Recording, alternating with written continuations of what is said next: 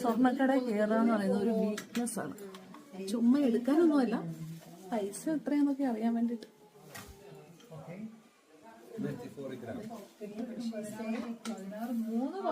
3 പവന്.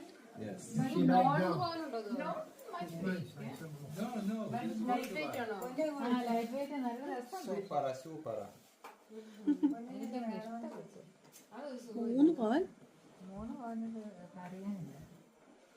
കാണിച്ചത്.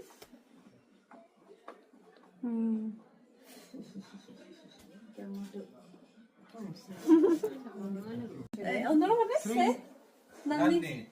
നന്ദി പറയുവാണ്. നമ്മളിവിടെ വന്ന് കയറിയ നന്ദി പറയും. ഇവിടെ മലയാളികൾ വന്ന് അവരെ മലയാളം പഠിപ്പിച്ചു വെച്ചിട്ടുണ്ട്. എവിടെ